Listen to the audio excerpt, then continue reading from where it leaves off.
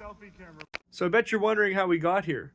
Truth is, we were just your typical teenage idiots. 'Cause I'm just a teenage dirtbag, baby. Yeah, I'm just a teenage dirtbag, baby.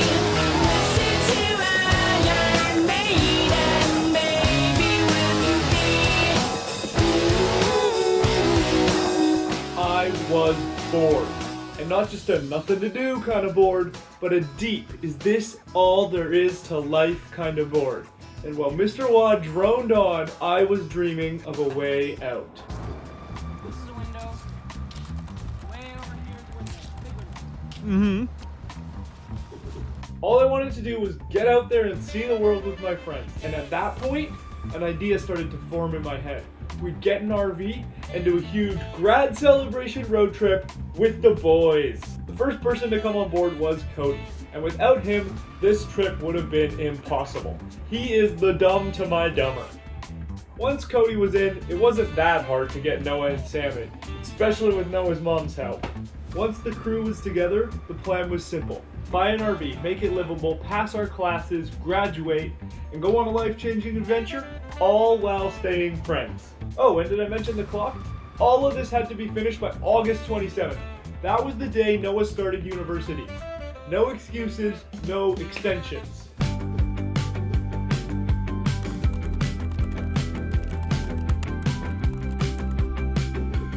This part was peak. After a gazillion searches, DMs, and meetups, we finally found the one. It was a 1979 Ford Econoline in absolute shambles. It had no brakes, a leaky roof, and soggy internals. But the clock was ticking. After a 15-minute meetup, we handed over the $2,500 in cash, and boom, RV acquired. All right, so now we have an RV, and it looks like this. But we gotta get it looking like this. But it's fine. We have 7 months, right? And for a while, I was right. Every day, rain or more rain, we were out there. No one was complaining about the workload or saying we were too busy. It was just straight up work. This sucks, man. Went from enjoying my senior year, best year of my life, to chiseling away plaster with a chisel. And the progress was phenomenal. I felt like I was in a montage. It was like, strip the roof, bam bam bam, strip the internals, bam bam bam, put the roof back on, bam bam bam, build the beds, bam bam bam. All of this work was done with one thing in mind. Our first trip, my 18th birthday. And with many sleepless nights and not a second to spare, we finished just in time.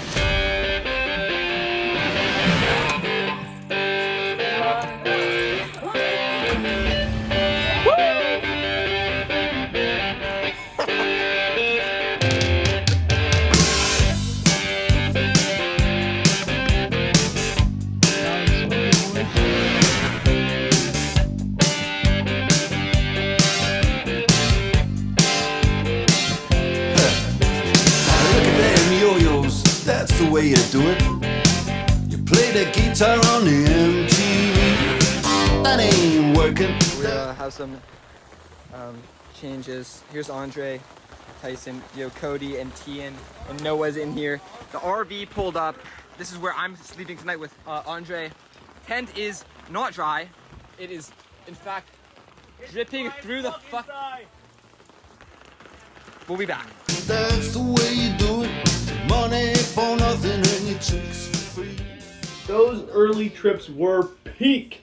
We were doing it, living the dream we had set out to live.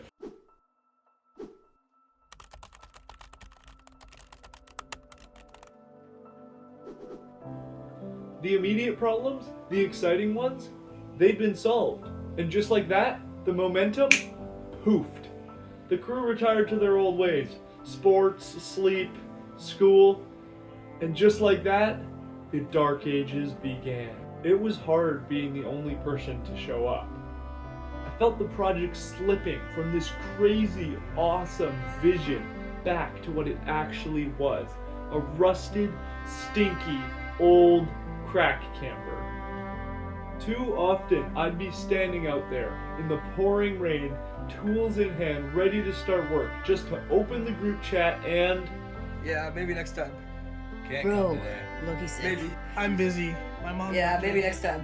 I'm sick. Not pulling up. My bad, bro. Nah, that ain't happening. Not pulling Nah, up. I got a woman. I realized then that this wasn't some Hollywood movie where everything goes right. We were just a couple high school bums clinging on to this dream. The stress was eating me alive. I blamed myself. Did I drag them in too far? Were they not ready for a project this big? Eventually, I gave up. I just stopped trying. And for a while, the RV slipped out of my life.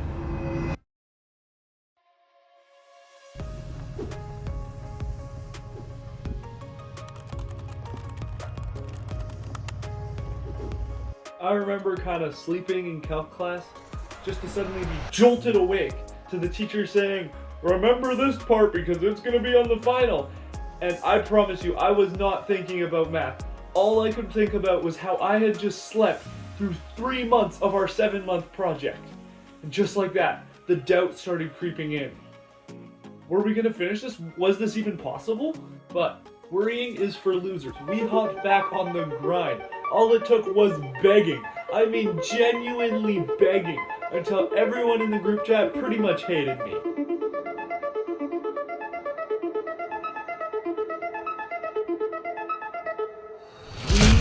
We were back.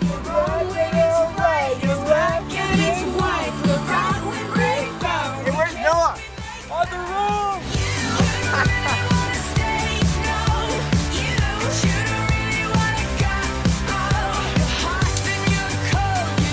Well, what do you say about this, Noah? Beautiful. Like my child. I'll never love something more than I love this. Installing free flooring we found on Marketplace, rebuilding the electrical system, Shit. Fuck yeah. and dragging the RV into the 21st century. I had to stay ahead of the work. I was the one staying up all night researching wiring diagrams, thinking about battery layouts instead of doing my calc homework, and delegating everything I could to the rest of the crew. But it was different now. We weren't standing side by side working on this together. I was up ahead, pushing forward while everyone else trailed behind. Even with the work we were doing, everybody still saw a crack camper, and although I'm not a people pleaser, this was starting to piss me off. It's got to the point where a police officer tried to kick us out of the school parking lot. He said, "No offense, bud, but this looks like it belongs at a homeless shelter." And although I didn't say it then, that was the moment I decided things had to change. I should have done this months ago, because with a little bit of paint and a lot of work from Aylin, the RV went from looking sick in my eyes to sick in everyone's eyes.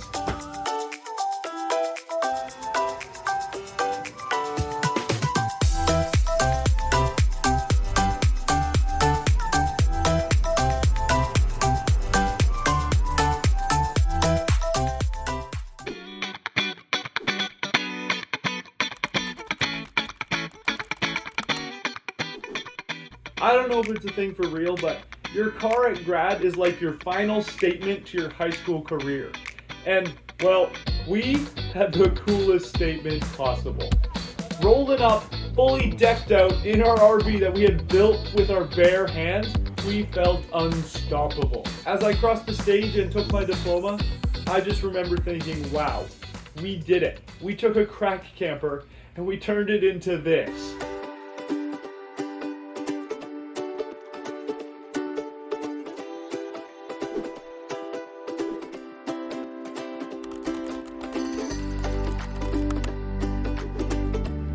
With 5 days left until we left on the real trip, we decided to take one more small trip to see a good friend of ours, Bodie, in Victoria.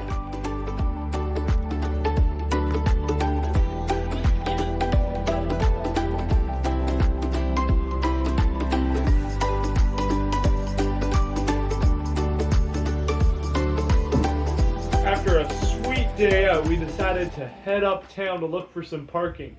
And Who would have guessed that this would just turn into a whole heated argument between me and Cody about parking and driving, and it was just really unpacking a lot of stuff that we had been holding up. Whoa, TK. You do not have a fair opinion on this, so I'm gonna take it from here. So Cody goes and grabs the RV, and I go walk away, because I'm like, I don't want to deal with the Cody team fight. So I walk away looking for a bathroom, and I turn, and I just see the RV, this massive, cumbersome beast, singing and zagging, bouncing everywhere. I'm like, oh no. So I run my butt right over to T, and Cody rips up next to us, and he's like, guys, I just crashed in the nicest car in the lot. I'm like, oh no. So me and Tian run over, Cody goes and parks, and we assess the damage, and it is not looking good, ladies and gents. It is easily $10,000 of damage. Anyway, turns out there are still good people in this world, and after a short talk with the guy, we were on the road again. Oh, on the way home, it was dead silent.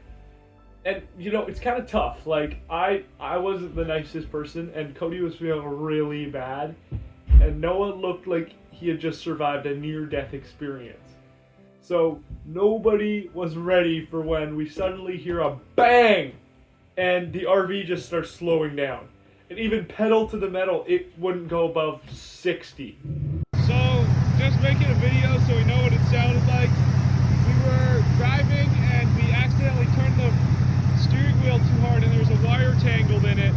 So, we undid this random little wire right there, that one, right there. So I hope that wasn't too important. We couldn't start it, and then we started it now that we fixed it, but it's sounding really loud and we're a little bit confused. This was bad. None of us had the slightest idea of what was wrong, and mentally, nobody was prepared to deal with this at the moment. So at this point, it's 3 days till we leave, and the RV won't go over 80 for more than like 5 minutes. We were cooked, but that's when I remembered the Miracle Man, our savior, Leaf Race. Leaf is my childhood friend, and he is a genius high school dropout. He can fix any mechanical problem with a vehicle, no matter how big. So when we call him up and we give him the chance to hop on the RV trip just for the price of fixing this thing up, he couldn't say no. Hello everybody, it's me here, Leafers. Just doing an oil change on the camper van. Check out the oil, man. Blah. Okie dokie. I need a funnel. Well, the boys are headed out tomorrow. Okay, cut.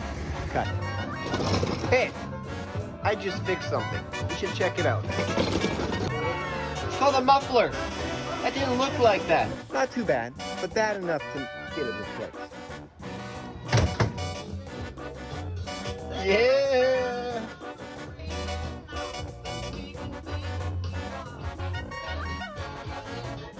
After some time of working on the RV, I can conclude that we have an emergency brake. This is without it in park, on a hill, with the e-brake depressed. Boys are off.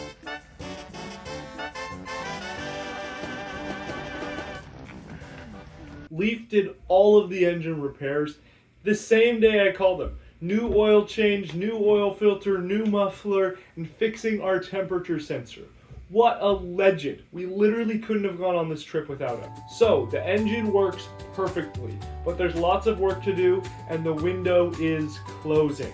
So one last push was in order. I was up at the crack of dawn, getting ready for everybody to show up at 9 a.m. But 9 a.m. rolled around, and nobody pulled up. Noah was at Costco, and Cody, well, of course, Cody had spent the night with this girl he met last week, and he was too tired to come over. Listen here, Tian. You're gonna rope me in with Cody. I don't know why you complain about the Costco ride. I remember you eating 9 of the hot dogs I bought us, and loving all the food I bought for the trip. You know, the thing you need to survive. All of the hours of planning, weeks of research, and months of work, we were just gonna throw it away. We knew that couldn't happen. So after much complaining, we finally got to work. Last day of working on the RV. After this, it's all packing and traveling.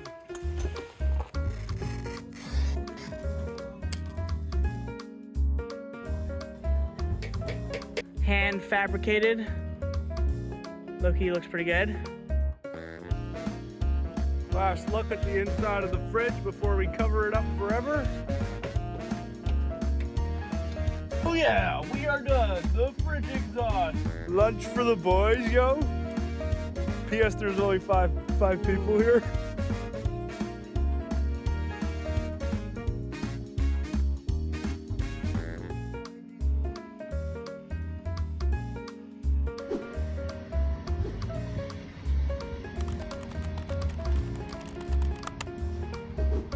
And as the sun set on the last day before the adventure of a lifetime, all of the families gathered on my deck for our pre-launch meeting. The conversation started off typical with all the crap about being safe and stuff, but as the conversation of the border came up, we learned you need a letter of consent to cross the border as a minor in Canada, and because everybody else was still 17, they would need one. And that's when, out of nowhere, Sam's mom Sonia is like, maybe I just won't write that letter so Sam can't go. This was it. 7 months of hopes and dreams focused in on this moment. We had done it. We were leaving on the adventure most of us could only dream about. Who knew if we were ready? Who knew if we were in over our heads? But as we drove off into the sun, I knew we had accomplished the mission. We had done it. We had escaped the boring, typical life. We had won. How does she know who I am? And why does she give a damn about? POV, you're too broke to buy new screws. Diagrams all night long, thinking about battery life. Ugh. But I shit my pants that day, so I'll remember that for the day I die. All right, boys. Cheers, cheers, cheers. Dink and sink, boys. Stinking and sinking.